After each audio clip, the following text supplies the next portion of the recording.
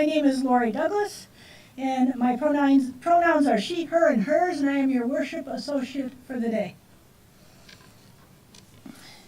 Our service here of Unitarian Universalists of Fellowship Charlotte County begins often with a song to welcome us in and gather us together. I am described as having wispy salt and pepper hair with a flower top on today that has orange and teal flowers on a white background, and white pants, and a couple of bracelets. We begin our service this week, even though we are scattered together in many different places, and whether our sacred space be virtual or live. This service is being broadcast live on YouTube and will be available as a recording on the UUFCC YouTube channel after the service. Your patience will be appreciated, as there is a slight delay at the end to close down the YouTube connection. And I'd like to remind you of a couple of simple procedures that will help our service and broadcasts run smoothly. This will be a good time to put your phones in meditation mode. And for those of us who are here virtually, you may wish to have a chalice or a candle available for when we get to that point in the service. For those in the sanctuary, we ask that you socially distance as appropriate and use masks in the sanctuary and when socializing outside unless medically unable to do so.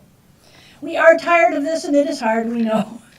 But let us be reminded that sometimes we're complacent with our protection, yet we continue to have people becoming infected with COVID.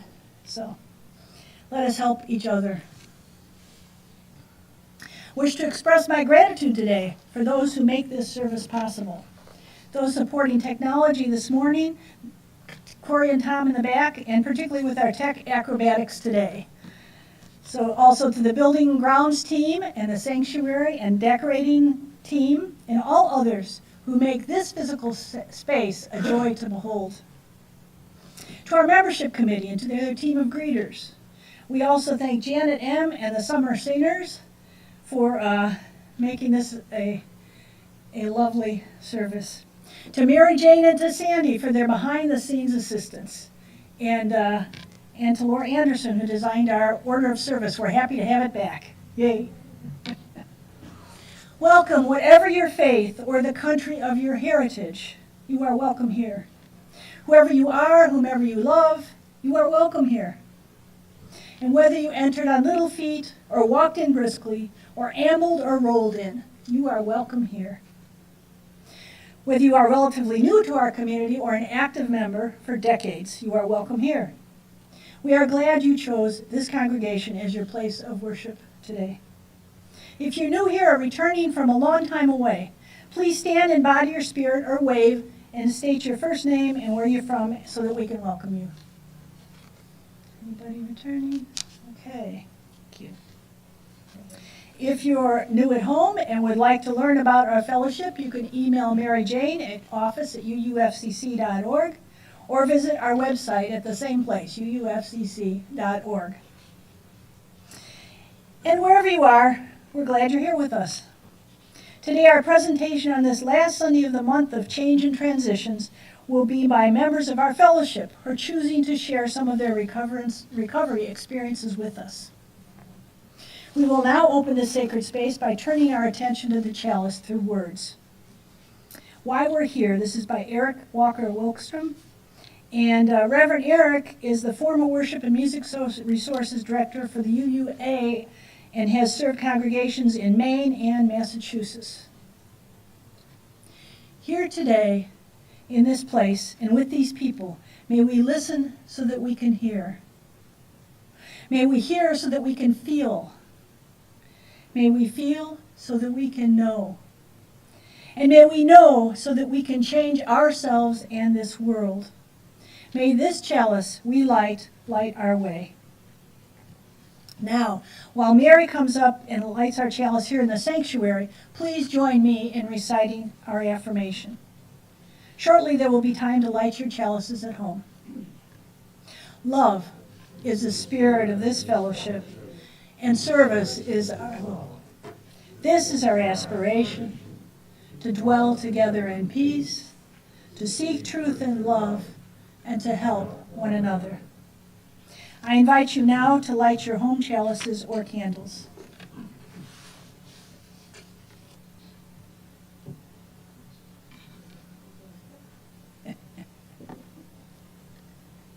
You got it. Thank you, Mary. All right.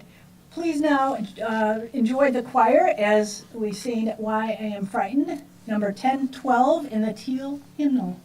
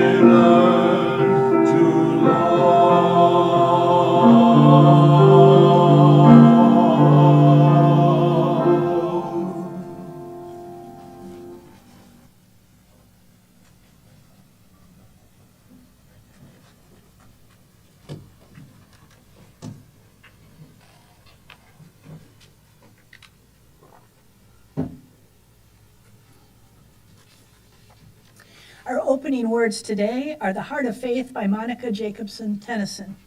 She's an ordained UU minister currently living in Washington State and previously served congregations in Oregon and Massachusetts. In her ministry, she strives to create opportunities through worship, ritual, accompaniment, and to support transformation and grounding. What is it that calls you here, that calls you onward, that calls you inward, that leads you homeward? What is it that gives you power to make that change, to ask that question, to take that journey? What is it that says you have done well, that asks you to learn more, that brings you to stillness, that holds you up in hard times. It is relationship, the beating heart of our faith. It begins when we share this hour, our truths, this air in our hearts. Come, let us worship together.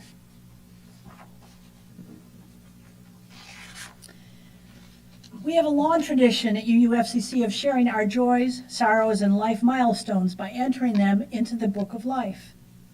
These messages can be written in the red book at the back of the sanctuary that Susie is bringing up. Those at home are welcome to email your entries to bookoflife@uufcc.org. Thank you, Susie. Right. Messages should be sent in no later than the Saturday prior to the service, and all entries will be read on Sunday morning. After that, emailed messages will be entered into the actual red book. After I've completed our reading, we will enter into a moment of silence, followed by our hymn, Be Thou With Us. Today we have a few entries here. First and foremost is my gratitude for the most loving and caring congregation ever. Second, after my procedures I've been found to, this is by Jackie. Second, after my procedures I have been found to be cancer-free in my digestive tract. Yay! Thank you from the bottom of my heart and blessings to all. Wonderful news. Thank you, Jackie. All right.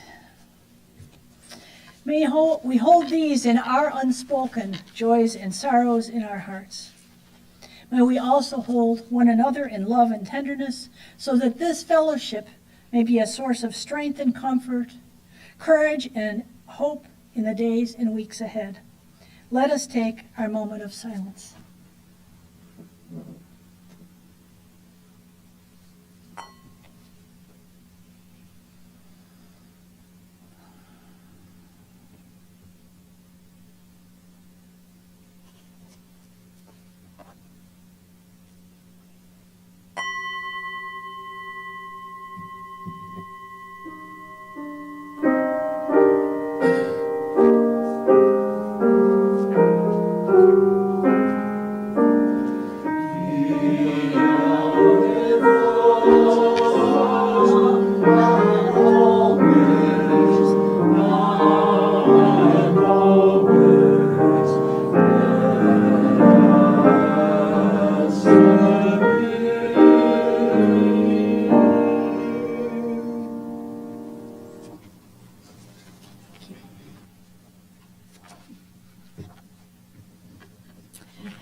We will now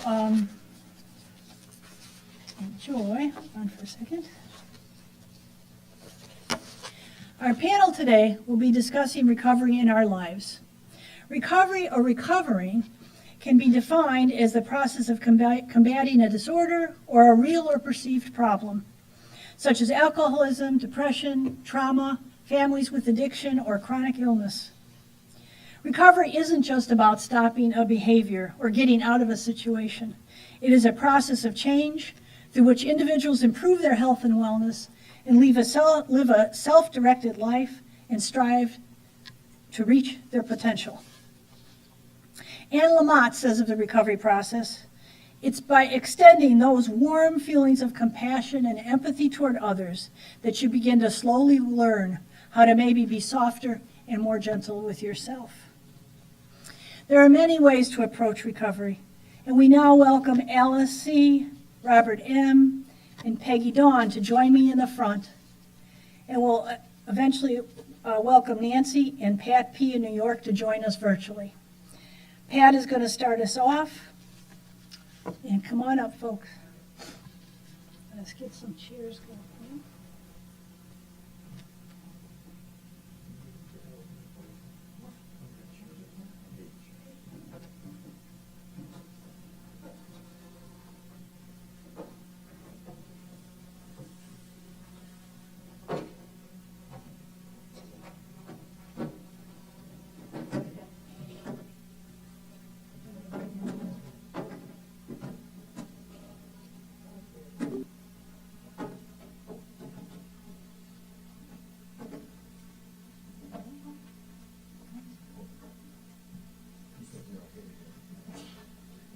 So let us welcome Pat to lead us off.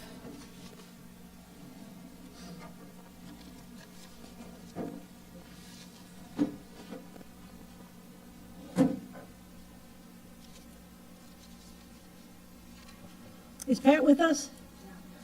Pat is not with us. Okay.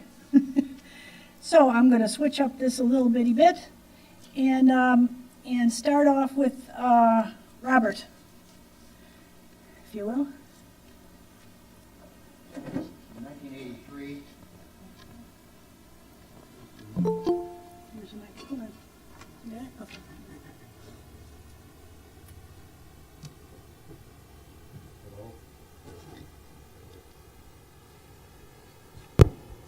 hello. Hello, Robert. Well, we got that figured out. In 1983, I was drunk. December the 1st, I walked out under a tree. I didn't like myself. I didn't know myself. And I was a pretty unhappy person. So I decided to stop drinking. So that weekend, I got drunk to celebrate. This is true. This is true. This is... On Monday morning, I staggered out my front door. And I was working on a construction job. I was a foreman on a job, and I just kept thinking all day about stopping drinking. And the same day, a guy was on the job. I didn't know who he was. He walked over to the side of the precipitator, which I was working on, which is about 200 feet in the air. And he's standing there at the railing on the side, just staring off. And I got concerned because I didn't know who he was or anything, so I walked over and asked him. He says, "No," he says, "I'm all right. I own the construction company that you're working for. I'm just thinking about my son. He called last night. He talked to his mother, and she couldn't understand a word he said. I have no idea where he is, what he's doing, or anything."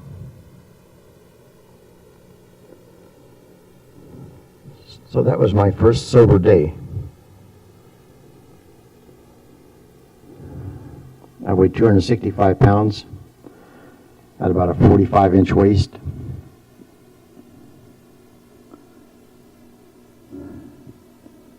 And somewhere in May, I ran the Revco 500 in Cleveland, Ohio, and did it in 54 minutes.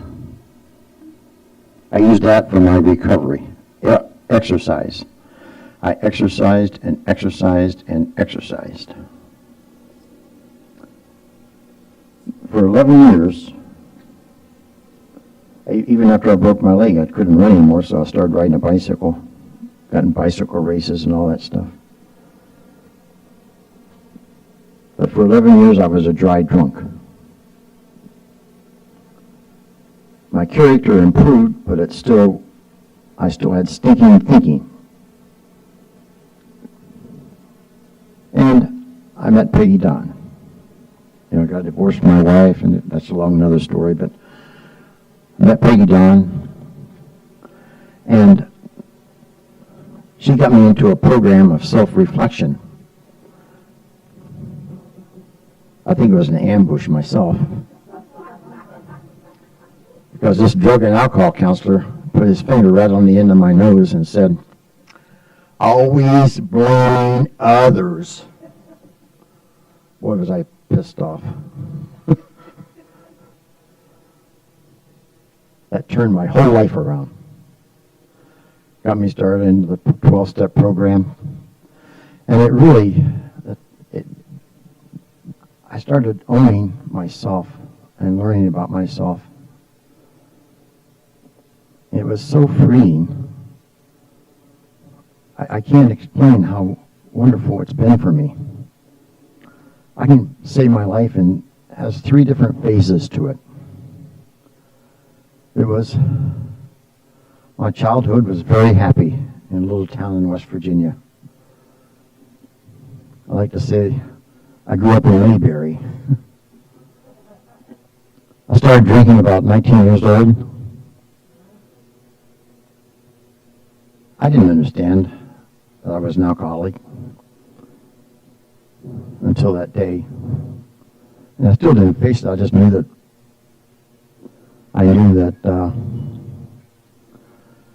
I had to stop drinking to save my life, to turn my life around.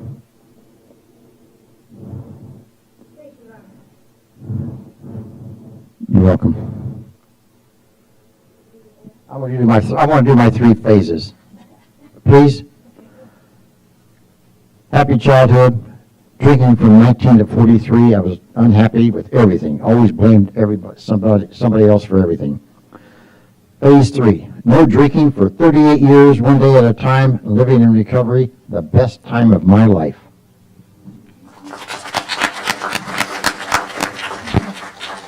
All right, now I believe we have Pat there.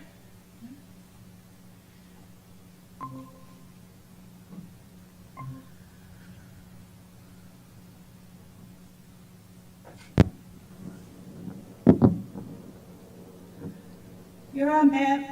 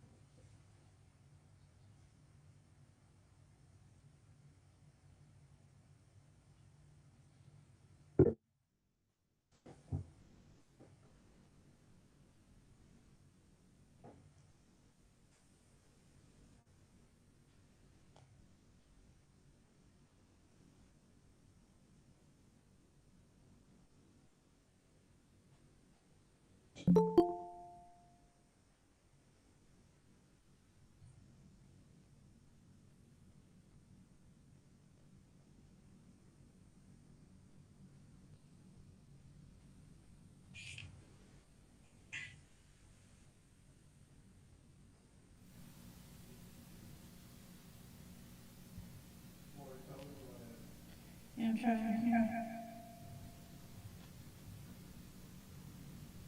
This is fine.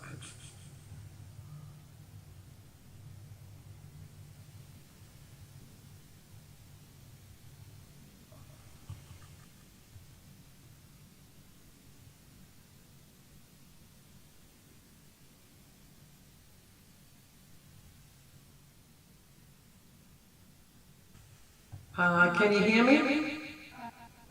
Can you hear me? Lori, can you hear me? Hello? You're on. I'm on? That's what she says. Hello? You're on. Just speak. Hi. Um,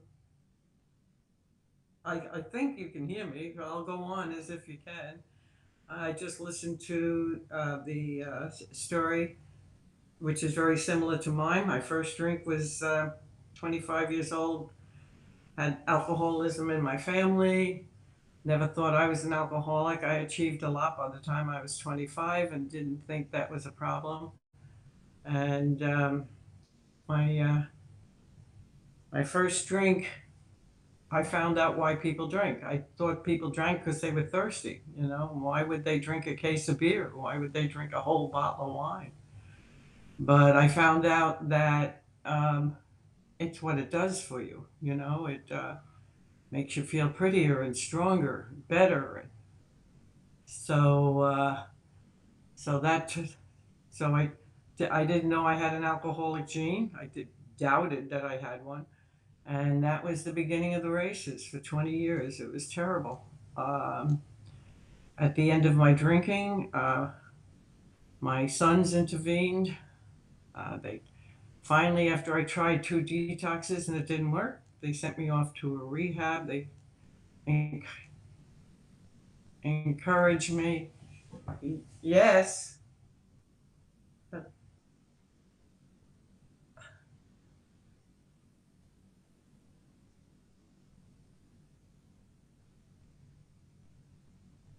There's something going on here.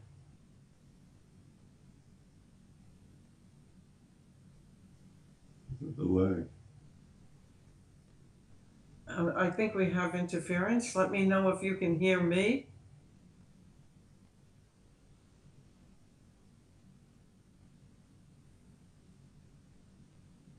Oh, here we go.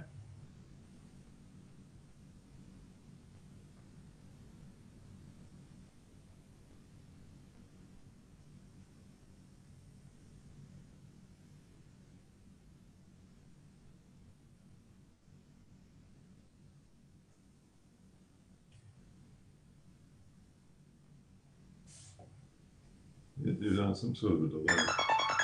Laurie Douglas. Hi, Lori. Okay, thank you. But yeah, it's talking and I'm not talking, so. Let's keep going.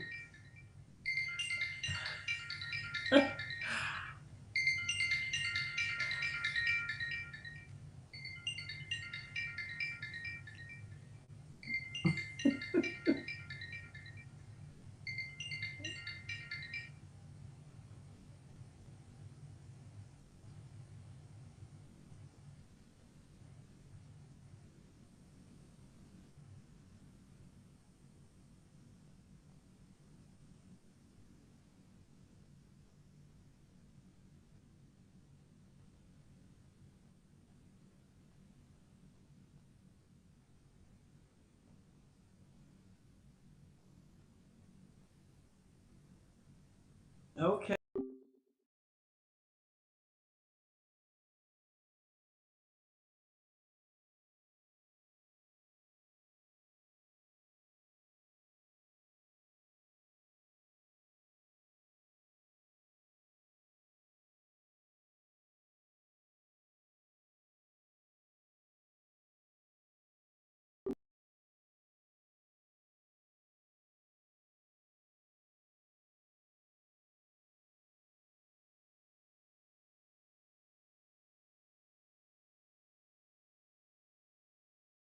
Sorry.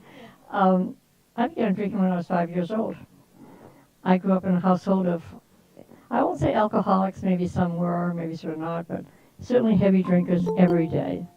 My uncle made his own beer in the basement. It was during the Depression, and not Depression, no, Prohibition. And I'd toddle downstairs. I was 5 years old. They'd give me beer. I liked it. My sister didn't. And I'd go down anytime he was there, he had company, he had his buddies over, and they'd give me beer. And I knew where the wine was. They bought it by the gallon in the pantry. If I couldn't sleep at night, I went down and poured myself a little glass of port wine and went to sleep. And that was my routine. Maybe not every night, but certainly often enough. I was a setup. I drank when I was through high school. I was surprised that other girls didn't drink at all when they were 12, 13. But that's the way life was. And got married, got pregnant. Doctor said to me, I couldn't sleep at night, and the Dr. McDonald in Massachusetts said, well, have a little glass of wine, that'll help you sleep. That was the feeling in those days. Who knew 66 years ago that that's not a good idea to drink or to pregnant. But I drank through all my pregnancies, 9 to be exact. And it was just the way of life with me. And my husband drank as well. And I knew there was something going on because I had all these kids and they went to school. They'd come home and find me with a bottle of wine next to the chair and me asleep. And I guess I just didn't like myself and I wanted to be better. I never felt good enough. And I knew about AA, but I just didn't feel that I was going to belong there either.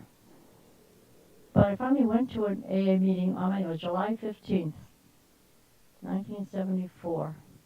Went to my first AA meeting. Met a woman named Rosemary. And I loved Rosemary. And I said, well, this is very nice. I related to some of the speakers. And she said, well, I'm going to pick you up tomorrow night. We're going to go to another meeting. She picked me up every night for 2 weeks at least. Every night I would go to an AA meeting. The kids would say, where are you going, Mom? I'm just going out, with the girls. I went to AA. I did not drink. After that, I felt home. I felt I belonged somewhere. I never felt that way before. Much like here. I felt home when I came to my first UU church service. And of course, there's a difference between being dry and being sober. And I say I was probably dry for the first few years. And I wanted my husband to stop drinking, and he wouldn't stop. He'd bring home a couple of cans of beer or something every night. He would not stop until he finally did. Doesn't consider himself an alcoholic, but he doesn't drink anymore. And our lives are so much more improved. And I just feel as if I belong, and if I'm okay. I'm okay. Not perfect, but I'm okay. Thank you.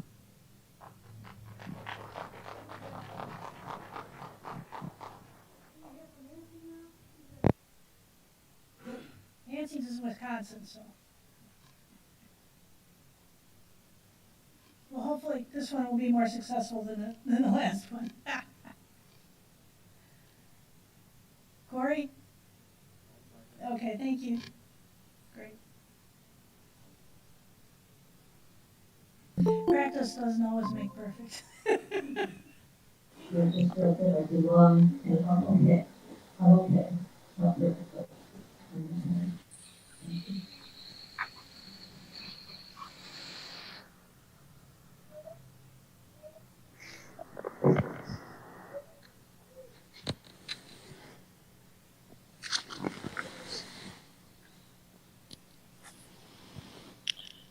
Okay. Am I on?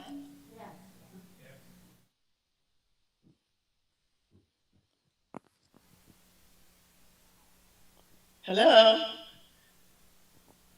Hi, everybody. My picture doesn't look too good. It's behind. So my lips won't be moving at the same time. It doesn't look like, but I am here with you from Wisconsin, where I've been very busy with all of my grandchildren. And my story of recovery is the kind of the flip side of the AA, because I'm a grateful member of Al-Anon, and it was helpful this week to just kind of think back, knowing I was going to speak about 23 years ago. My husband relapsed after almost 20 years of sobriety, but not emotional sobriety. He was pretty much a dry drunk at that point throughout most of our marriage, and he relapsed. And so here I am with a couple kids, and one thing I have very much in common with many alcoholics is that I was really pissed when I finally discovered that he'd been drinking again. It just wasn't even part of my reality after being married. But I didn't realize it was my problem too, and that alcoholism is a family disease. So I was kind of in a lot of denial, and Columbine had just happened. And when I found out he was drinking and actually driving my two children home from school drunk, I guess I had reason to be angry. And so I went to the doctor. I can't even remember what for, because he was already in a rehab program at that time. Because I basically told him, you can drink or you can live here, but you can't do both. So so I just remember being at his bedside at this rehab, after running around doing all the things I needed to do as a single parent all of a sudden, of two small children. And he looked at me from his bedside and told me I wasn't being supportive. And I was like, okay. And I said, I'm definitely going to go to Al-Anon, because the doctor had also recommended that. And so I started into my own personal journey, and it's been like amazing. To me, it was really my total spiritual focus until, I got involved in UU. I never really regularly went to a church until I came down here and joined this fellowship. And they work so well together. So I realized right away that I needed to focus on myself for the first time in my life, because I realized through my whole life I had just taken care of other people, and I got my uh, joy and my self-esteem from helping other people. So um, I, and my husband, after he spent a few short days, I don't think he even spent a week in rehab. And he had gone right back to how bad he was as an alcoholic. So I was like very dubious that our marriage was going to stay together, or that he could recover just without being hospitalized. I really wanted them to take him and put him away for like at least a month. So anyway, I joined the program and became very involved with it, and I still am to this day. And I found a higher power that I continue to have, and I don't call him or her God. I don't even know if it's a amorphous thought for me, so it fits really well with UU. I just describe myself as a seeker. I don't know what I believe really, and I'm just continuing to seek. So, and that supports me. People talk about God in the rooms of AA and Al-Anon, but I'm okay with that. So that's enough for me for right this moment, and I'll join back in a little later.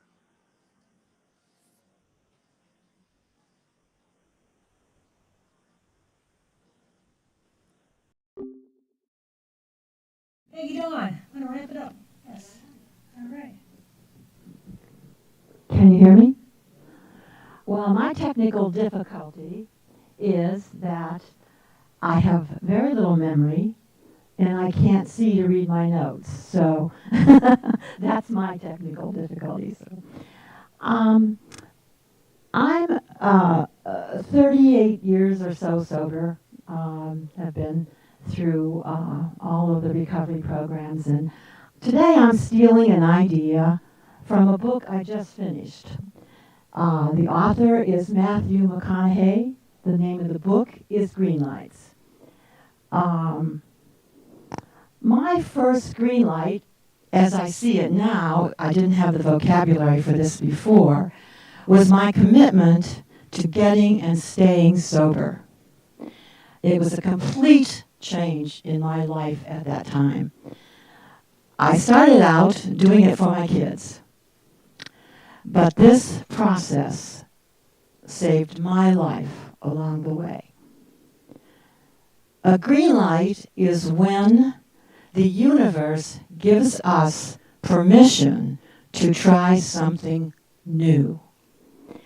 I just love this idea. I love this way of thinking about it. I awakened one day in my mid-40s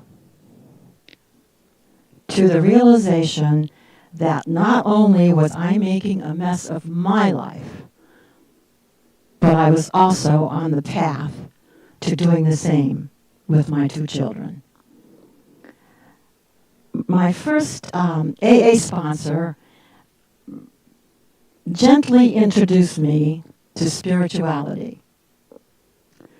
Due to a serious birth defect, she had no hip sockets. She went into surgery to have her hips replaced at 1 year old and contracted polio. So she never walked on her legs. She walked with her arms in metal braces. In the process, she raised 2 strapping young men. All of this with the most amazing smile and a huge compassionate heart.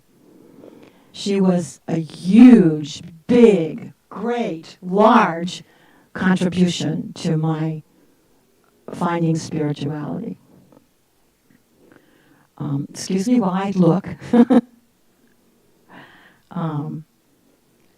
She gave me a cassette, and it was a tape of Ram Dass. Now, I never heard of him. I didn't know who he was. And so I listened to the tape because she was my sponsor, and I did what she told me to do. And so it was a tape of his appearance in Cleveland, Ohio, that she had attended. Fantastic tape. I wish I could find it today.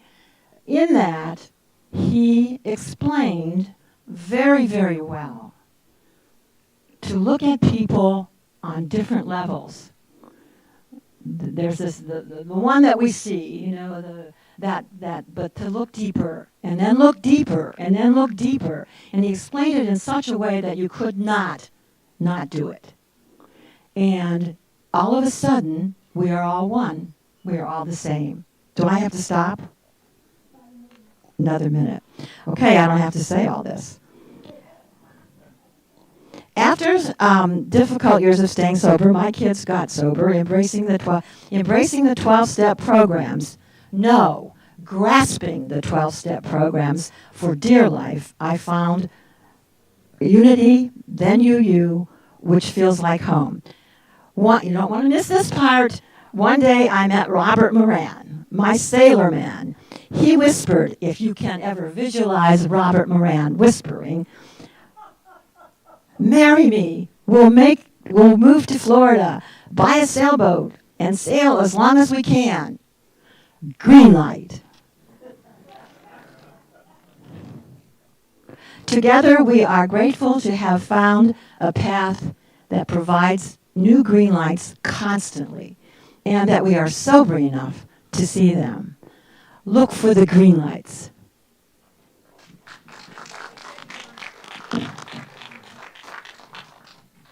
I have to end now because we're a little short on time. We've gone over a bit with the technical difficulties. But I want to thank you all very much for sharing and doing what we could do and get what we could from around the world here. The AA Big Book speaks of freedom from the bondage of self, which is something I truly understand. And it was interesting in putting out this to see who wanted to talk about recovery. Recovery is about many things, you know, food, sex, work, the obsession with another person, as you hear itself. It's a couple seconds of complete and utter freedom that accompanies the first seconds of a high or the numbing out of pain. Then it turns to holy hell. If we keep insisting on our addictions long enough, we lose everything. We drink or drug because we want to be free from the confines of our own minds or life's pain, only to discover that we've been trapped and enslaved by the very thing we thought would make us free. The Big Book of Alcoholics Anonymous says that in sobriety we will know a new freedom and a new happiness. The real holy of holy happens in sobriety with relationships with self and others that are healthy and whole, when we're able to think clearly, to follow through in our inspirations, to be healthily concerned with others and self-care, rather than be obsessed. In order to do this, however, we must let down our guard. We relax and we let go. We allow ourselves to become vulnerable to a new way of living. We look for the holy of holies in simple and drama-free daily living. I thank the panel for sharing this experience and sharing their experience, strength, and hope with us. Bravo.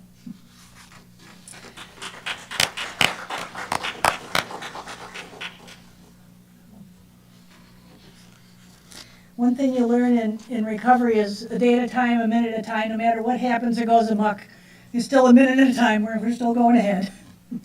We now move to our offering. In our tradition, UU congregations exist because of their generous support of members and friends. It is our privilege and our responsibility to ensure the health and the future of this fellowship. To this end, your offerings support the ministry of this fellowship, whether by pledge or donation, or may be offered online. There's several ways you can give. You can drop your donation in the baskets that are being passed around by the greeters. Yay. For those at home, you can mail checks to the office, drop them in our mailbox, or call the office to make other arrangements. We're also equipped to accept donations through the Venmo offering, and payments there should be made to UUFCC offering. Your generosity is always appreciated. If you are with us for the first time, don't feel obligated to give. Your presence is our gift. Now please join the UUFCC Summer Seniors in the gray book with From You I Receive. Oh, it's in the teal book, okay. No, it is a gray book. Yeah. Ready? Yeah, gray book. Yeah. Okay. Come on up. It's 402. Yeah, I did. 402. Right. 402 in the gray book. Yeah.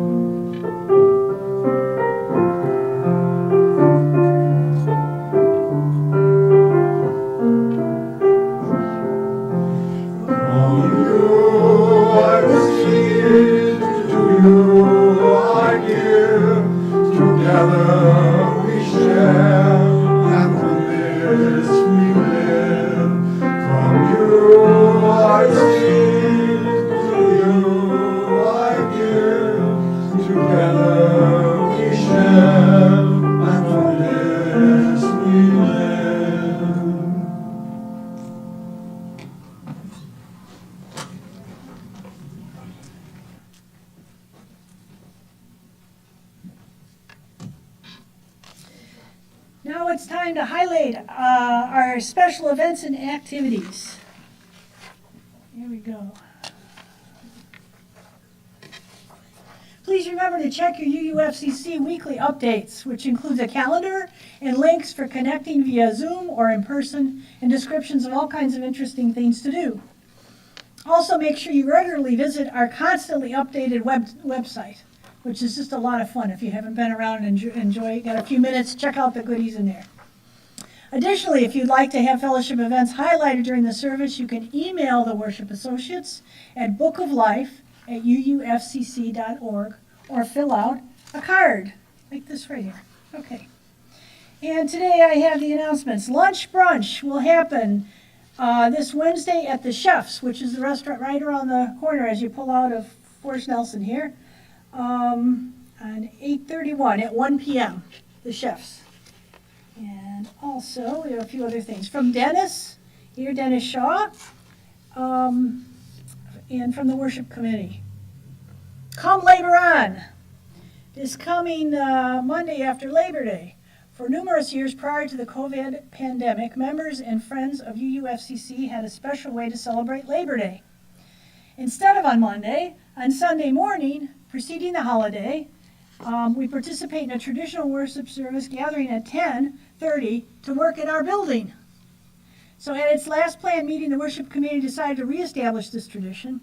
So next Sunday morning, yes, we're gathering here, and our traditional service will be replaced by a cleaning service. So yeah, where are your grubbies? Okay, for obvious reasons, there will not be a YouTube broadcast that morning. Yeah, that's kind of an interesting thought. Okay. Dennis will have a long list of indoor and outdoor chores, and hopefully there will be many hands to complete them. There'll also be seated work for those who are physically challenged. He will be at the fellowship at 9:30 if anybody wants to get a cooler earlier start. Don't forget your rags, buckets, gardening tools, bag lunch, including at least one delicious dessert to share, or piece of fruit if you don't want dessert. Drinks will be provided. Read your updates for details. Next announcement is by Patrick Eaton. Where are you, Patrick? There you are. There's Patrick. Patrick is doing another performance. Yay! It's a comedy called Dead Man's Cell Phone at Lemon Bay in Inglewood. It plays from September 7th to the 25th. Perhaps our social activity group we are. Okay, we're going to be getting together. Look for notices of that if you want to go. And Susie is there in the back, and hopefully will be letting us know how that's going to get put together. Thank you very much. All right. We are now going to have our next hymn, number 108 in the Teal Book, When Our Heart is in a Holy Place. One of our favorites. Yay. 1008.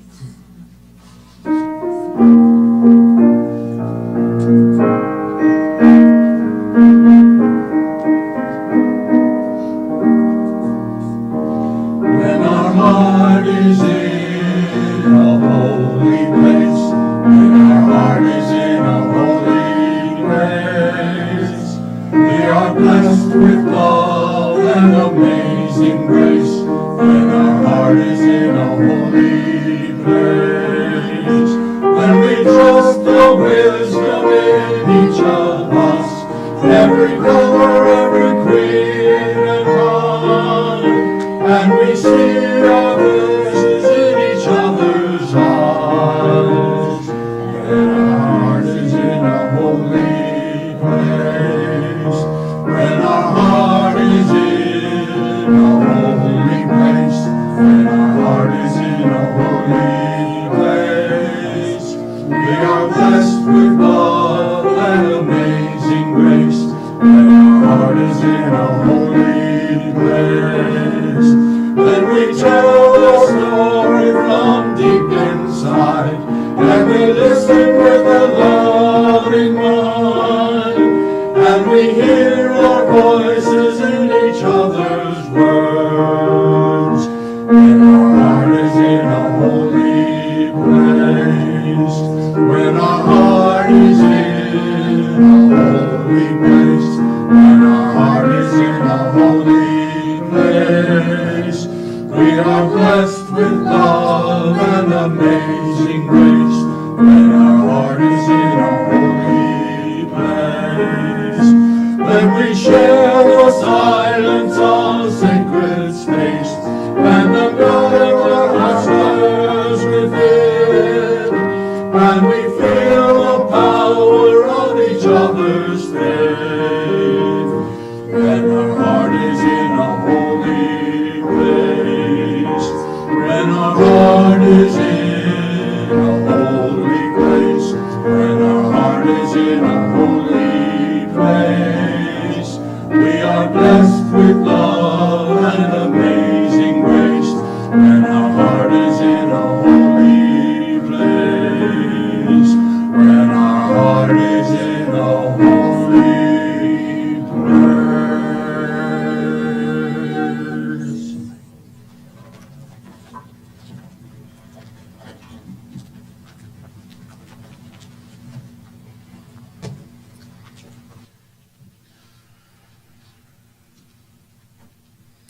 Our closing words are by Emily Richards, who is the Director of Religious Exploration at the First Unitarian Society of Ithaca, New York.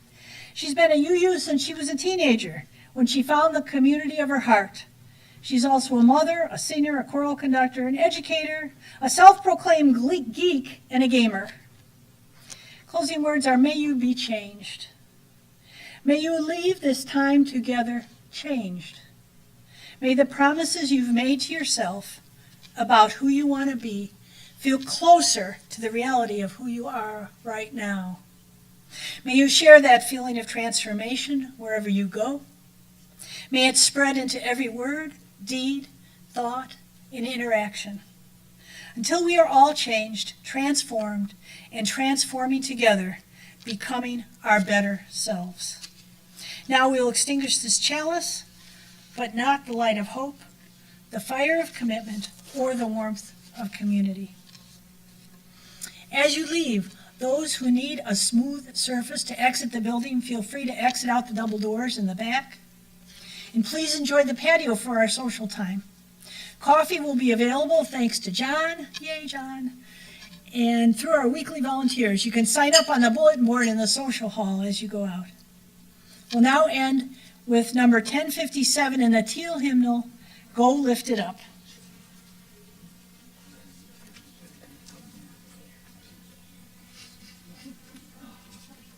Choir's getting their exercise today.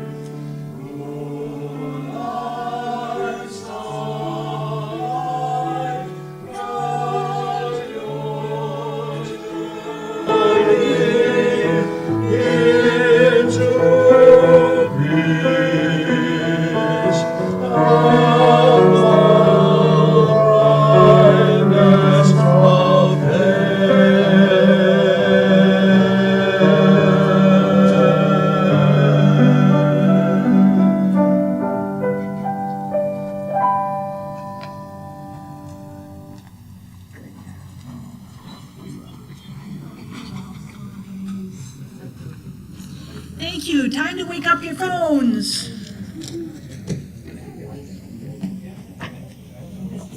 Yes, honey. Yeah, I texted